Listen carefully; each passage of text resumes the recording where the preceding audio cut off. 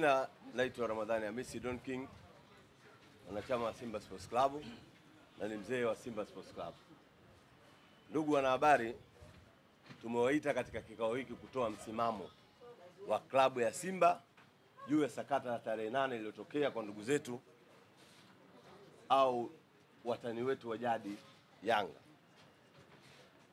Yanga wasijifiche kwenye kichaka cha mbaazi. Mgongo utakuwa wazi tu, wataonekana. Wasitafute wa kumbebesha lawama. Yanga wajifungie ndani na wanachama wao wajifunze kurudi kwenye mpira unakotakiwa. Mpira wa Tanzania umetoka kule kwa Mangaratabu na Amiriali Bamchawi. Mpira sasa hivi uko kwenye kanuni. Mpira unaongozwa kisheria. Mpira una utaratibu. Sasa wao Yanga bado wamelala kule miaka 68. Kwenye mpira wanaleta marungu, kwenye mpira wanaleta vurugu. Mpira maana yake unafuata utaratibu, kanuni zinasema wazi. Mgeni anatakiwa aingie kwenye uwanja atakwenda kuchezea siku moja kabla ya mechi. Ili wanalijua, na kama walijui ni kosa lao, kwa sababu TFF walishasema watu wote wanaotaka kusimama katika mpira wende wakausome mpira ili waujue mpira. Kama wao Yanga hawakwenda kusoma ni ujinga wao. Sasa wasifike mahali wakataka kumpisha mtu lawama. Karia ajiuzuru, bodi ya ligi ivunjwe. Yani bodi ya ligi ivunjwe kwa sababu ya klabu moja tu ya Yanga? Au Karia ajiuzuru kwa sababu ya Yanga tu? Ina maana Karia amefanya makosa haya tu, baada ya wao kufanya makosa wao wanataka kumsingizia Karia, atakatena Karia wabebe kwenye kosa la wazi.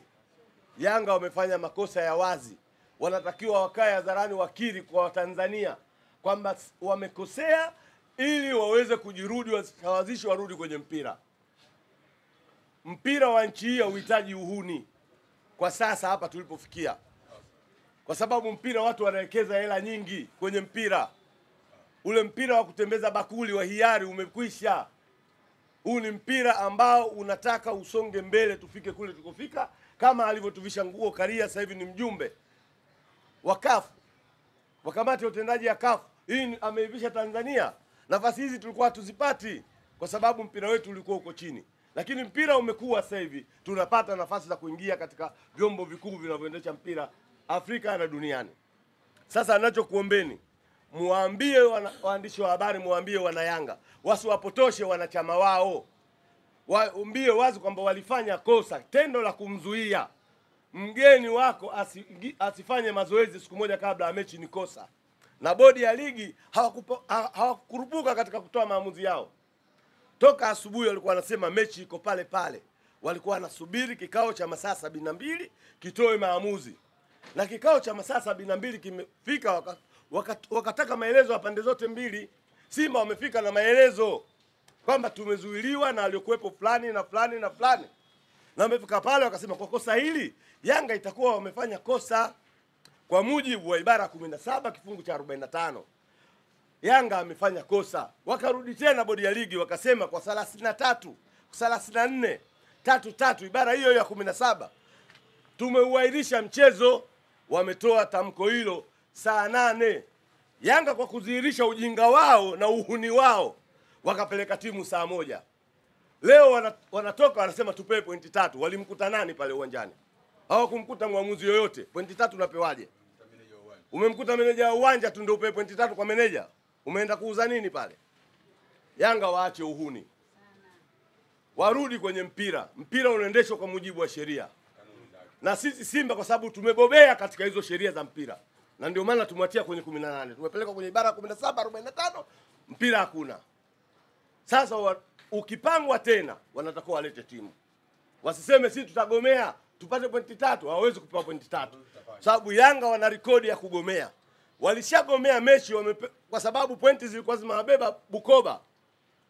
Ikabakia dabi moja kuja kumalizia mechi moja Dar es Salaam na Simba. Yanga akasema siwezi kuingiza timu, mechi nimemaliza Bukoba. Kwa sababu alishatangazwa kuwa bingwa akiwa Bukoba. Hizi swala la kugomea mechi, kuvuruga dabi, Yanga amezoea. Na muomba ndugu yangu Karia, hawa ni punda, hawabebeki. Fadhila la punda ni mateke. Hawa umewabeba sana Karia, watakupiga mateke tu. Acha kuwabeba, rudi katika kanuni za mpira.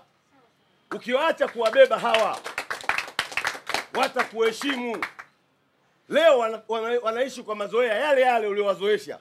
Sasa wanakuja wanakulazimisha ukubaliane na makosa ya wazi ambayo wameyafanya, useme Yanga hajafanya makosa. Waache kujificha kwenye kichaka cha kunde. Yanga wataonekana, kunde ni fupi. Hilo ndio tamko letu. Kwa jina naitwa Juma Limbanga. Juma Limbanga. Jina langu kidogo nahitaji shule kulielewa. Ndugu zangu waandishi, awali ya yote kwanza tushukuru kukutana tukiwa hai katika serikali tulivu ya Mama Samia Suluhu Hassan. Yeye ndio mdau namba moja katika soka la nchi hii. Lakini na sisi Simba Sports Club tunamthibitishia tutailinda amani ya nchi hii kuliko maelezo, na tunauthibitisha kwa vitendo dhidi ya wale wenzetu ambao wanatupa sisi wasiwasi. Mimi napata mshangao yote yanayozaliwa haya. Waandishi mmenyamaza kimya. Watu wanapeana mikoa sasa huko kucharuka, wengine wanafanya maandamano, wengine wanafanya kitu gani, wakati tunaelekea kwenye uchaguzi ambao unatakiwa uwe tulivu na amani wa Mama Samia. Waandishi msikae kimya. Hivi ndio visababu venyewe. Nataka tuoanishe vitu ambavyo vinaweza kuashiria shida, na sisi tumejimwambafai kwamba tumo kwenye 10 bora barani Afrika. Simba Sports Club imepaisha nchi kufika mbele. Leo hii anatokea mtu anasema sichezi, mapanga yataunguruma, damu itamwagika. Tunaelekea kwenye uchaguzi, tunahitaji amani na utulivu. Nyinyi waandishi, karamu yenu mkiitumia vizuri, tunaweza kwenda vizuri. Yanga wanahitaji kupewa elimu, na nyinyi waandishi ndio mnatakiwa muwape elimu. Nyinyi ni watu wa kwanza wanapomtukana Karia, wanapoiomba bodi ya ligi jiuzuru. Kwani waliopangia tarehe 8 ni kina nani? Bodi ya ligi ndio waliwaambia Simba na Yanga mtakutana kwa Mkapa, na hao bodi ya ligi ndio wamesema tutapanga utaratibu mwingine. Kwa nini wasiwe na nidhamu? Ikiwa wao ndio wamepanga tarehe na wao ndio wameahirisha tarehe, kwa nini wasiwe na nidhamu? Wao wanapita mikoa hadi mikoa kuhamasishana. Alafu mtambue, hawa viongozi wa Yanga wanajua kiburi hiki wanachokitengeneza. Kama nyinyi waandishi mtakaa kimya, hawa wataendelea.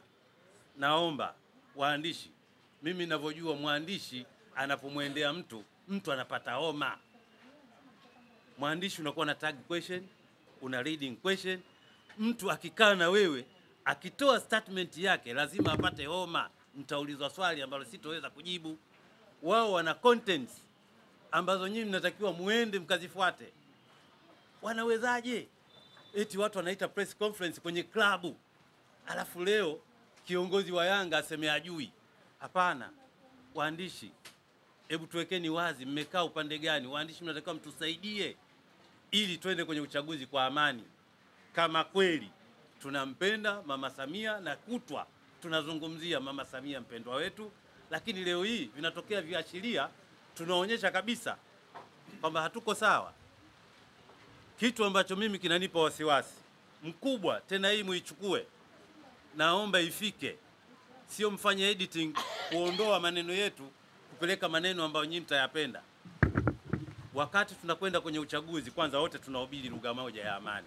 Sasa tusihubiri lugha ya amani aliyakuwa wengine ndani ya mioyo yao washajaa damu. Wao wanasema mpira hatuchezi, alafu huko kuna chama kingine kinasema uchaguzi hakuna. Hebu tuweke vizuri hizi kauli mbili, wasije wakawa wanatumika katika mazingira ambayo sisi tunaamini mpira, kumbe wao wanatumika katika lengo nyingine. Simba Sports Club inahitaji amani, na tuko hivyo, na tuko pamoja na Mama Samia. Tutahakikisha wale wote watovu wa nidhamu, sisi tutawaelekeza sheria, kanuni na taratibu. Ndugu zangu wanahabari, naomba subject yetu tunataka Karia aheshimiwe kwa hiki alichokifanya, lakini angalizo, Karia tunamuomba aache tena kuwabeba. Madhara ya kuwabeba ndo haya.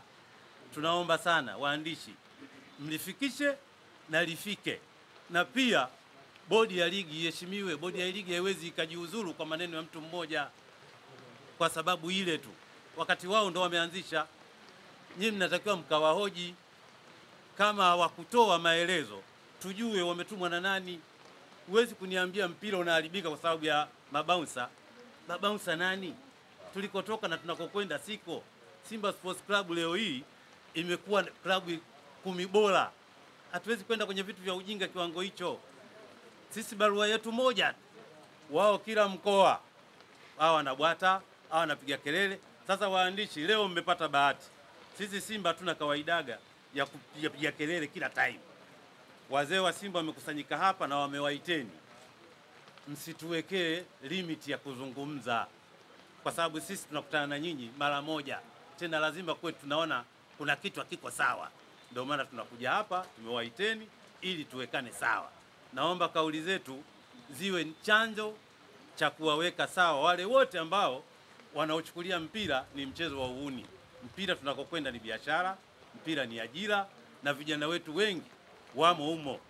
Kwa hiyo naomba waandishi wa habari muwe wepesi wa kumkimbilia mtu anapotoa maneno ya ovyo na kumuuliza, na ikiwezekana serikali ya Mama Samia iwe makini na hawa watu wanaoleta uhuni wa kutaka kusababisha amani yetu ipotee.